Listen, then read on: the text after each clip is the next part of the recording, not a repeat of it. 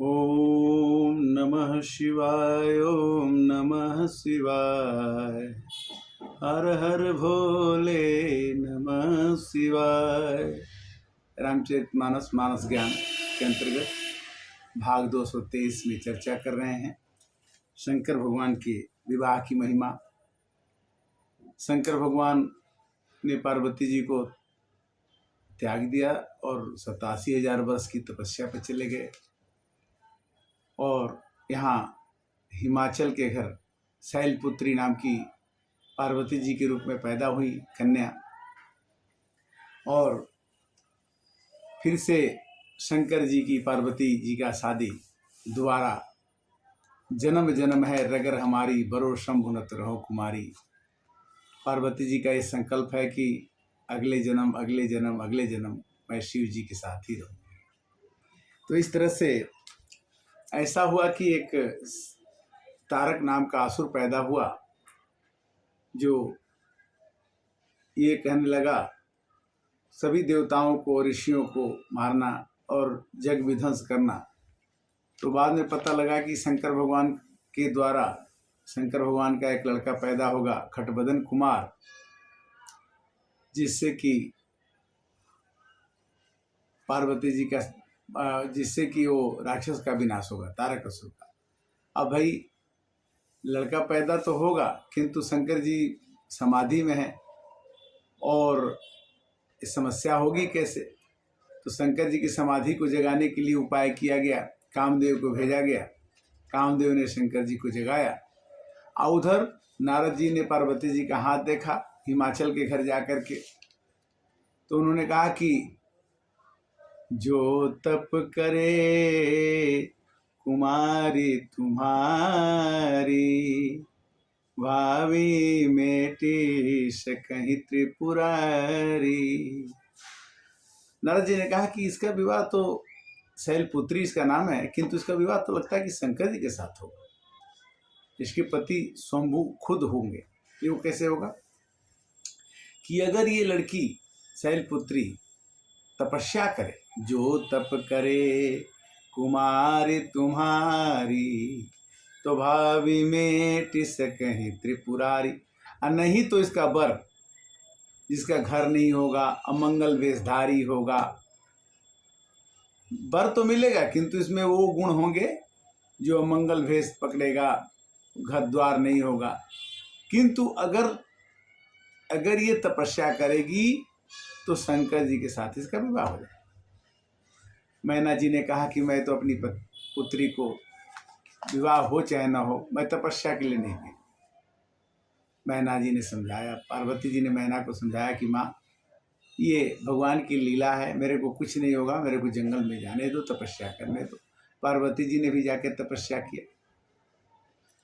पार्वती जी तपस्या करके कंप्लीट करके पूरा तपस्या हो गया। तो वहाँ सब ऋषि गए, बोले कि भाई आपकी शादी शंकर जी से करने के लिए तुम तपस्या कर रही हो, तुमने विष्णु जी से शादी क्यों नहीं कर रही?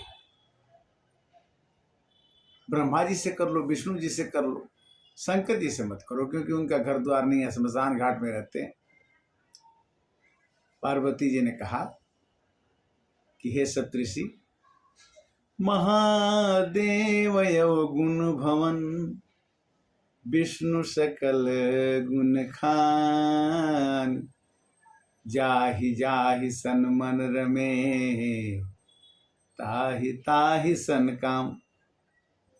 कहते कि पार्वती जी ने कहा कि महादेव अवगुणों के खान है, मैं मानती हूँ, और विष्णु सभी गुणों के खान है, वो भी मैं मानती हूँ, किंतु जिसके साथ जिसका मन रम जाता है उसी से उसकी विवाह करना है और उसी के साथ उसका होता है।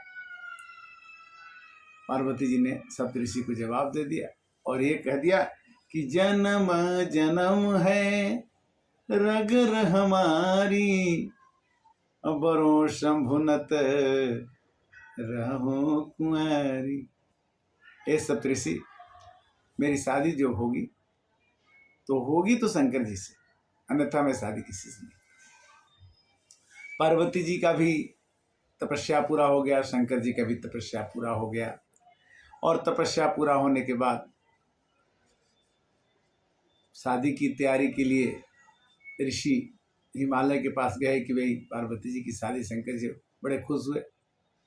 किंतु जब शादी की तैयारी होने लगी तो विष्णु जी अपनी बारात में आगे चलने लगे, क्योंकि बोले कि शिव जी के साथ चलने वाले जो हैं वो भूत की तरह से हैं, बैताल की तरह से हैं, उनके साथ नहीं चलते। अलग अलग बारात चलने लगी। बारात जनवासे तक पहुंची। लोगों ने देखा कि भाई दूल्हा तो बड़ा सांवला सा है, विभूति रमाया हुआ है। लड़के भाग के अपने घर जाके बोले कि मम्मी बारात देखने लायक नहीं, यह बारात देखने लायक नहीं है, हम लोग बारात को नहीं देख पाएंगे, हम भाग आए। सचमुच शाम को जब बारात गई तो बर बौराह बरद यशवारा ब्याल कपाल विभूषण छारा। आज सोमवार है और पुरुषोत्तम मास है। शंकर जी के विभूति का वर्णन, सत्यम शिवम सुंदरम का वर्णन करना, राम जी की कथा, शिव जी की कथा कहना सुनना अति मंगलमय होता है। जो लोग इस कथा को कहें, सुने, समझें तो बड़ा आनंद आता है। भगवान शंकर जी कहते हैं कि मुझे राम जी प्रिय हैं, और राम जी कहते हैं कि मुझे शंकर जी प्रिय हैं। शादी का जब बात आती है तो भगवान राम खुद प्रकट होकर शंकर जी से कहते हैं कि अगर आप मेरे को प्रेम करते हैं तो मुझे एक वरदान दे दीजिए कि आपको शैलपुत्री से, हिमाचल की लड़की से शादी करना होगा। भले ही आपने तपस्या के समय कहा था कि ये ही तन सती भेंट अब नाही, शिव संकल्प की नहीं पाई। उन्होंने एक संकल्प कर लिया था कि मैं पार्वती से इस सन से मुलाकात नहीं होगी। भगवान राम के कहने के बाद भगवान विष्णु के रूप में राम आकर के कहे तो शंकर जी ने इस बात को माना, और पार्वती जी को बताया गया कि शंकर जी के निद्रा भंग हो गई है, शादी के लिए सब शादी की तैयारी हुई, सब लोग गए। और मैना जी ने कहा कि इतनी सुंदर लड़की की विवाह मैं ऐसे साधु से नहीं करूंगी जिसका घर नहीं है, स्मशान में रहता है। वो अपनी पार्वती को, अपनी शैलपुत्री को गोद में लेके बैठ गई और लेके बैठ करके रोने लगी कि हे नारद, मैंने तुम्हारा क्या बिगाड़ा था जिससे आपने ये कह दिया कि तपस्या करो तो शंकर जी मिलेंगे। क्या यही शंकर जी हैं जिसके गले में मुंडों की माला हो, जिसके गले में सर्पों की माला हो, बिच्छू चल रहे हो, जिसका अमंगल वेश हो, इसके साथ में शादी? बाद में पार्वती जी ने समझाया कि माँ, औरतों का जन्म जो है कभी भी कृत जग में जो लड़कियां होती हैं उनकी शादी होने के बाद वो दूसरे घर जाती ही जाती हैं। हमारा तो शादी आज नहीं तो कल होगा ही होगा। और इधर शंकर जी से पार्वती जी ने कहा कि प्रभु आप तो सर्वज्ञ हैं, आप अपना असली रूप दिखाइए जिससे कि शादी कटने न पाए। आप तो हैं कर्पूर गौरम करुणावतारम संसार सारम भुजगेंद्रहारम सदा वसंतम हृदयारविंदे भवम भवानी सहितम नमामि। इतना कहने के बाद शंकर जी ने अपना स्वरूप पकड़ लिया और शंकर जी और पार्वती की शादी हुई। शादी होने के बाद में लोगों ने बहुत ही मंगल गीत गाए। बारात को विदा करते समय हिमालय जी ने कहा कि नाथ उमा मम प्राण प्रिय गृहकं करी करे, ये मेरे प्राणों के समान मेरी लड़की है, इसको गृह की सेविका के रूप में रखिएगा, अगर कुछ गलती भी करे तो उसको क्षमा कर दीजिएगा, जैसे कि माँ बाप आज भी कहते जाते हैं। कुछ दिनों के बाद खट्टबदन कुमार पैदा हुए और उन्होंने ताड़क नाम के असुर का वध किया। इस तरह से शंकर जी का काम केवल मंगल करना ही होता है। समुद्र मंथन के समय में विष निकल गया, कोई नहीं पी रहा था, भगवान ने कहा कि दे दो, हम पी जाएंगे, तो नीलकंठ बन गए। तो कोई भी असुर ज़्यादा तपस्या कर दिया और वरदान मांग दिया कि मेरे को कोई न मारे, मेरे को देवता न मारे, इतने सब वरदान शंकर जी दे देते हैं। और विष्णु जी को इसको झेलना पड़ता है। जलंधर नाम के असुर को भी वरदान दे दिए। और इस तरह से शंकर जी ने वरदान दे दे करके और अपने ही कोमलता के कारण के, सत्यम शिवम सुंदरम के कारण से विष्णु जी के आकर के भी उनको बचाना पड़ा।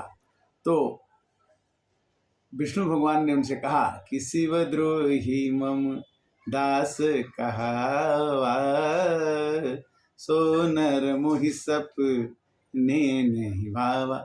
शिव जी का कोई द्रोही हो और राम जी को भजता हो, और राम जी का कोई द्रोही हो शिव जी को भजता है, तो ये निर्णय है कि वो नरक में जाएगा। शिव जी और राम जी दोनों एक हैं। सावन का महीना, पुरुषोत्तम मास, मल मास, जिसमें राम जी का नाम, शंकर जी का नाम अच्छे से लीजिए। भाव कुभाव अलख अलसहूँ, नाम जपत मंगल दिशि दसहूँ। नारद भगवान ने भगवान विष्णु को श्राप दिया कि जाइए, आप नारी विरह में परेशान होंगे और वानर आपकी सहायता करेंगे। बाद में पता चला कि इसमें विष्णु भगवान की गलती नहीं थी। विष्णु भगवान ने नारद भगवान की विवाह करने से इसलिए रोका था कि नारद का जीवन बेकार न हो जाए, क्योंकि शादी इतना आसान नहीं है। अगर संत महात्मा ऋषि शादी करने लगेंगे तो संसार कैसे चलेगा। तब उन्होंने कहा कि मैंने तो बड़ी गलती की।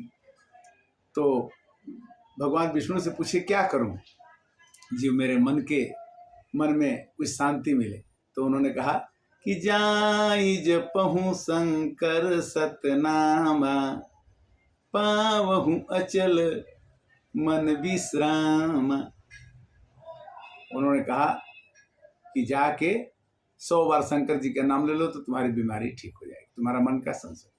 इसी तरह से पार्वती जी ने जब राम जी की परीक्षा ली और जब राम जी ने अपनी माया दिखाई कि सीताराम सीताराम सब जगह दिखने लगे, पार्वती जी ने सोचा कि मैं दिखाऊं कि मैं सीता हूं और मेरे को बोले कि मेरी सीता मिल गई।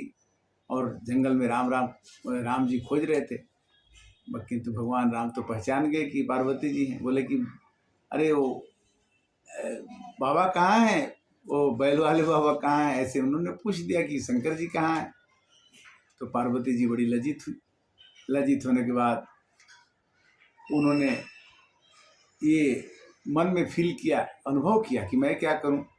तो उनको भी राम जी ने कहा कि देखो शंकर जी का 100 बार नाम ले लो तो तुम्हारा बीमारी, तुम्हारा संशय, तुम्हारा मन का जो अशांति फैली हुई बैठे। शंकर भगवान के कुछ नामों को जप लेने से तुरंत विश्राम मिलता है। जाय जपहूँ शंकर सतनामा, पावहूँ अचल मन विश्राम। तो सावन का महीना, कोई रुद्राभिषेक करता है, कोई राम राम कह के ही पूजा पाठ करता है, कोई ओम नमः शिवाय कह के पूजा करता है। तो भाव ये है कि महादेव अवगुण भवन विष्णु सकल गुण खान, जाहि जाहि सन मन रमे ताहि ताहि सन खान। तो भगवान की जो भी विडंबना है, जो भी कीर्ति है, शंकर भगवान की पूजा श्री राम जी ने की। जब वो लंका में जाने लगे तो कहे कि भाई रामेश्वरम में शिव जी की पूजा करके तब हम लंका पर चढ़ाई करेंगे। तो वहाँ पर विश्वनाथ ममनाथ पुरारी, त्रिभुवन महिमा विदित तुम्हारी। सबका भाव यही है कि जब तक है जिंदगी फुर्सत न होगी काम से, एक समय ऐसा निकालो प्रेम कर लो राम से। राम से प्रेम करने का मतलब यही है कि अपने मन में जब तक हम किसी भी भगवान के प्रति, किसी भी देवता के प्रति भाव नहीं रखेंगे तो भाव से ही पूजा होती, श्रद्धा से ही पूजा होती, विश्वास से ही पूजा होती। तो इस तरह से आज का मानस ज्ञान शिव विवाह महिमा के रूप में आपके पास है। और आप देखें अगले एपिसोड भाग 224 में पुनः मिलेंगे और रामचरितमानस, गीता, श्रीमद् भागवतम इस सब की चर्चा इस के माध्यम से होता रहेगा। सुनते रहिए, सुनाते रहिए। हरे कृष्णा कृष्णा कृष्णा हरे हरे, हरे राम राम राम हरे हरे। ओम शांति।